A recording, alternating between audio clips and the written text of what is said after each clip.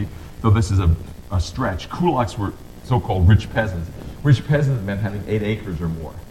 So these were not truly rich people, but having 8 acres meant you needed some sort of help, so it was anyone who employed anyone. That is to make them a capitalist. So the enemy was said to be this kulak class who were attacked, and other peasants were organized to lead strikes against their slightly slightly richer neighbors. But basically what happened was the move to what they thought was complete collectivization. In other words, all the land was going to be grown in common. It was going to be grown scientifically.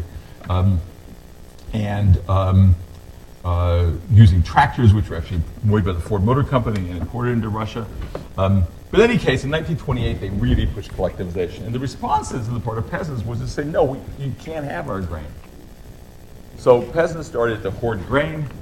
They started to try to hide animals in the forest, keep animals from being taken over by these collective farms. It was met by, they also had protests, peaceful protests against collectivization. And what happened is then the state starts confiscating animals, the peasants start killing the animals, the state starts trying to confiscate grain, the peasants hide the grain, they're killed for hiding the grain, and by 1932, agriculture was in complete disrepair, and there actually was a gigantic famine in 1932, particularly in what had been the richest part of the Soviet Union, in the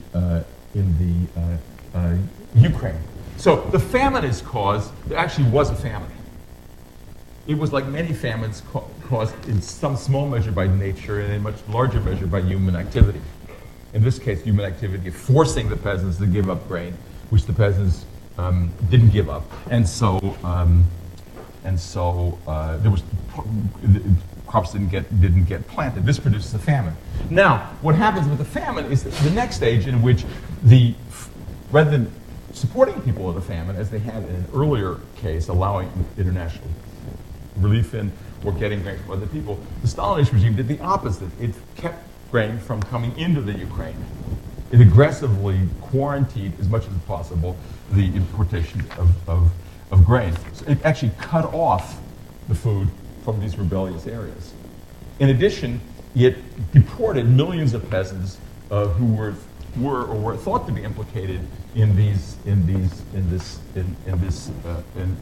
regime.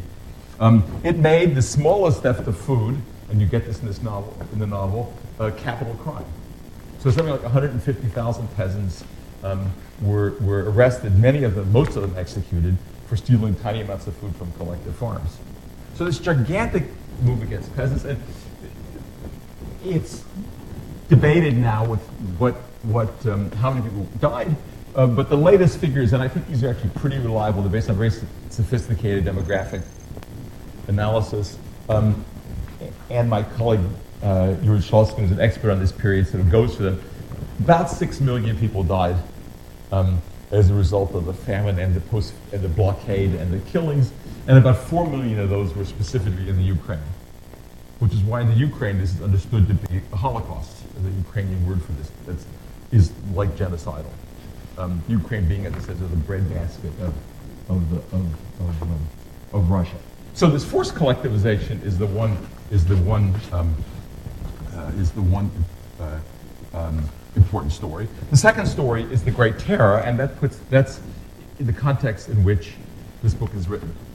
So Gorbachev is a character, made-up character from some of the prominent people in the Great Terror who, in these trials, who were tried and then executed. Now, some version of terror had been going on for a very long time, but 1936-38 represented a new period. Here are the best records that we have of this.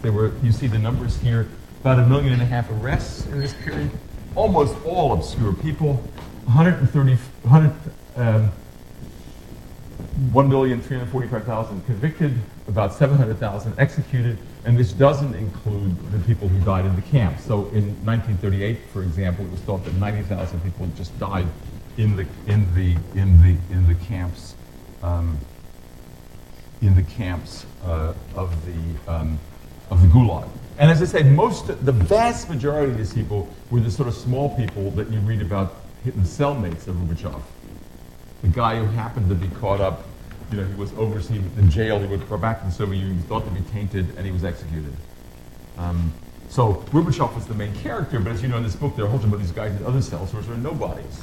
These are not major political figures like Bukharin and Zinoviev and these famous people in the show. So this is probably the best number we're going to get of the people actually in this period. But it was so. In addition, though, to most of these small anonymous people of whom we now have many of the records, there were also not anonymous people. Basically, almost all the old guard. You remember that Gorbachev keeps calling himself, "We're the old guard. We're the old guys." Ivanov is one of these people. Well, all of the old guard were basically executed in this. The Zinovievs and the Bukharins and a whole bunch of these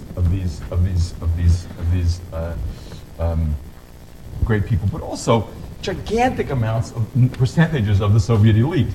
So 3 out of 5 field marshals, that is the very highest ranking officers, 13 out of 15 generals of the army, 8 out of 9 admirals, 50 out of 57 corps generals, 154 out of 186 divisional generals. So in other words, the Soviet army was decimated in its leadership by this campaign, which is one of the reasons people argue it was miraculous that it managed to pull itself together in the Second World War and defeat Hitler.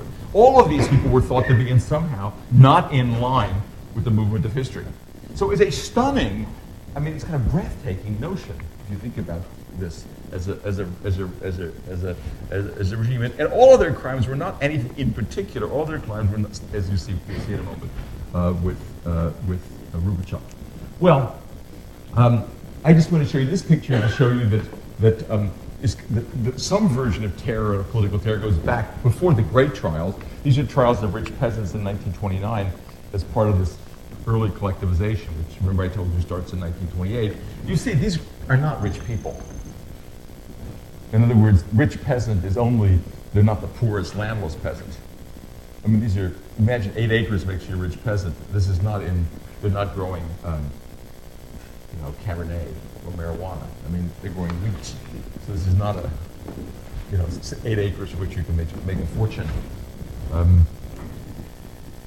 Well, and the third part of this is the rise of the Gulag system. This is a system of camps, which started already in the late 1920s, but really reaches its peak in 1941, and with almost 2 million people incarcerated at that time.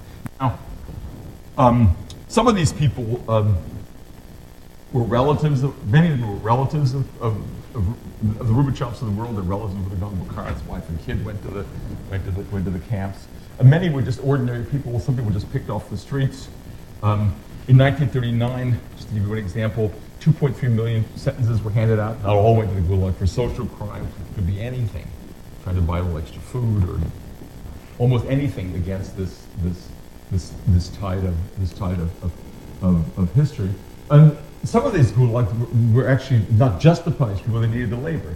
So these huge canal systems, these railway systems, were built by forcing people into this godforsaken part of Siberia or wherever, and basically working them to death and executing anyone who didn't go along with the program. So these were not death camps per se, in the way Treblinka was a death camp, and the death camps we're talking about next time. But these were places for the overt exploitation of labor. Ironic, as you get from this book, for a party which claims to be the party of the working class. So I just wanted to give you briefly this map of the biggest concentration of these is the Far East, which they're trying to develop. Many of these are along river systems. This Trans-Siberian Railway, right? So in other words, they took these people out to places where they meant to do work, and many of them were the families of these people, and some people were just sent out there. And this doesn't include the millions of peasants who were deported somewhere. It doesn't include the Koreans who were imported from part of the Korean part of Russia. There are many, many, many, many more of these deportations that one could talk about. And there's also an ongoing project, whatever chance you get, of killing groups of people within the Soviet Republic, clergy, for example, in the Ukraine during this period of drought. I told you the officer class and the aristocracy of Poland in 1941, when they had an opportunity, 20,000 people murdered, just shot one by one at Katyn, which, as you saw from the movie last night, was blamed on the Germans, but was actually done by the Russians. And one could point this out again and again. So it really was, they really were going to roll over anything perceived to be against this progress of the progress of history. Okay, so that's the background to this novel that I asked you to read this week. The rise of the Gulag system is all sorts of things as part of the need for labor, as I suggested, a process of cleansing, maybe more important, a place to put the treatise of the great river of history moving forward. Now let's look at this novel that we're talking, Darkness and Noon, and it Arthur Koestler. Now, Arthur Koestler was a quite remarkable man in many respects, and coffee we can talk about it. From the point of view of this lecture, I want to say he's first of all a man of the left, and he never ceased being a man of the left. He remained a socialist all his life, but he became one of the first and most important anti-communists. Which is that he differentiated anti-communism from being anti-socialist. In other words, he understood there was something about this movement on the left which was sympathetic. That is to say, he was attracted to communism and became a communist himself, became a communist in 1931 as an effort to fight the fascists. That is to say, to fight particularly the rise of the Nazis. Because upset, as many people were, by the support of the Western democracies, or at least the absence of any resistance by the Western democracies against fascism, either in Germany or in France in the mid-30s and so forth. So he joined the party in 1931. He remained an anti-fascist all his life. He fought in the Spanish Civil War on the side of the loyalists, that is to say, the anti-fascist parties. And at the trial, after the show trials, right after the show trials, he resigned from the party in 1938. So he was one of the very first and most important people to actually say, "Look, I am not just I'm not just critical of this. I'm actually anti-communist." So I recognize this, put in our terms, I recognize this regime as a regime which is fundamentally and philosophically at odds with what I take to be a humanitarian ethic. We might call it human rights. He was, in some sense, and you get that at the end when he speaks for Rubachev, he's for the assertion of the I, of individual morality, which is how he imagines Rubachev ending the book. Rubachev somehow recovers the I at the very end of the book, and that recovers a sort of humanity. Well, Rubachev doesn't give up the ideals that he had believed in. So Koestler, in some sense, believes that one can resolve the social question, one can have a socialist vision of the world without the abyss of what became of communism. So he's an important figure in the making of this anti-communism, and he became one of the major writers of a book called The God That Failed in 1948. Written by other important anti-communists, 49, I'm sorry, other important anti-communists, which sort of set up, which produced the sort of an important left anti-Stalinist movement in the West, and indeed in other parts of the world as well, in which other revolutions adopted the Stalinist movement, needless to say.